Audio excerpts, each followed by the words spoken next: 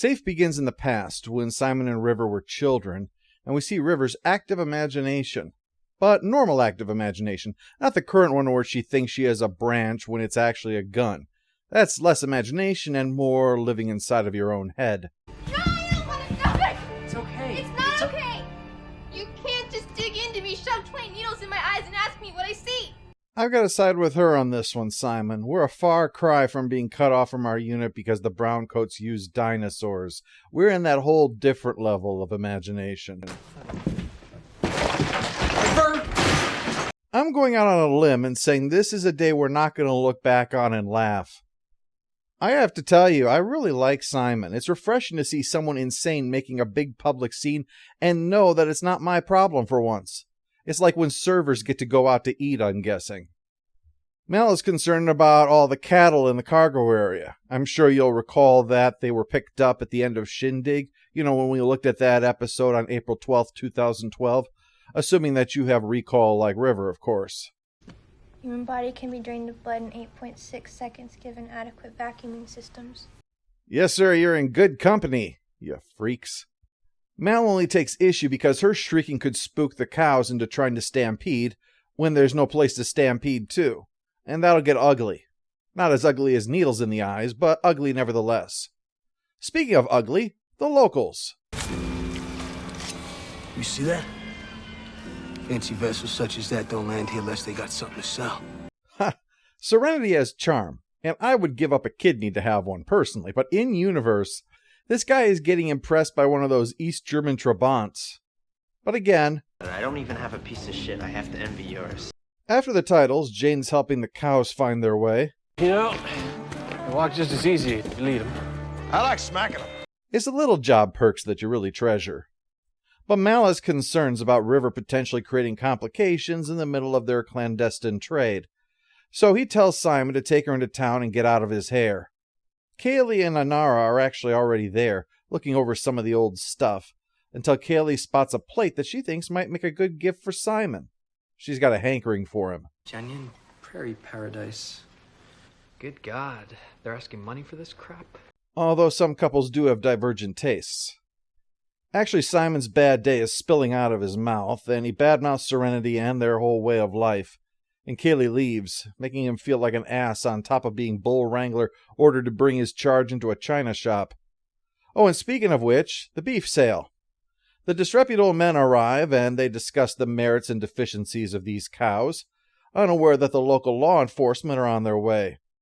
This spooks Simon, who was already worried about heading into civilization while being a wanted man, so it's a relief that they're only interested in arresting the cattle buyers. River, though, is interested in the village dance out back. In the past sequence from the beginning, there was some talk about her dance practice, and the way she moves says that she's got plenty of it. So while she dances the afternoon away, Mal does the most vital thing needed in the middle of a gunfight: make sure you get paid. But a problem arises. Shepard Book takes one to the chest, and that sets off River's super senses. But not that. That would have been nice to be warned about. Afraid I might be needing a preacher. As we've seen in our recent episodes, especially today's co-episode of Bushwhacked, Shepard Book's religion is worn on his sleeve. I've left that largely unexplored because this episode provides a contrast to him with the community that we stumble across, and, well, you'll see later.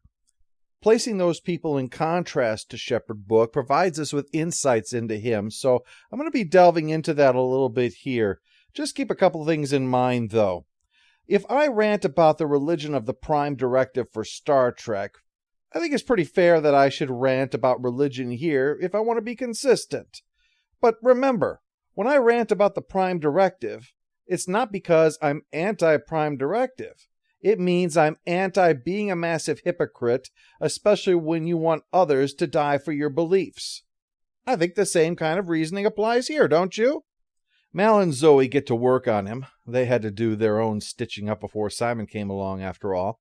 But this is a bit beyond the realm of normal rough and tumble. This is coarse and ass over tea kettle. They need Simon, unaware that he's been kidnapped by those men. Anne, my sister! Your sister is fine, Simon. Damn, I've heard of being knocked into the middle of next week, but not into the middle of last year. Simon can see something is off with River, but her parents don't want to believe it. They have absolute faith that the Institute is the best thing for her. Anything odd is just River playing one of her absurd games to them, that's all. There's never been anything in their rich, comfortable lives to make them question the status quo being in the right. They've never had to watch a preacher shot in the chest and left to bleed out while the law walks away without a thought. Although in their case, they'd probably be more concerned about getting the blood out of the carpet. Wash returns from town saying that Simon and River are gone, probably kidnapped. The settlers are known for that. Since there's no way to know how long it'll take to get Simon or how long Shepard Book has, Mal takes off. This is particularly irksome because the last thing Mal said before kicking them in the direction of town was a promise that he wouldn't leave without them. And there he goes. They get dragged into this hill community where everyone is grateful that there's a doctor now, although gratitude doesn't replace being taken from home and those who care about you. Dear Diary, today I was pompous and my sister was crazy. Today we were kidnapped by hill folk, never to be seen again. It was the best day ever. Kaylee, though, is bothered that they would just leave Simon and River behind like that, and the alternative to finding them is not Mal's favorite plan. But Inara pushes it as the only realistic alternative, the Alliance. It must be pretty bad if he agrees to that. I think if he was the one shot, he would have said no.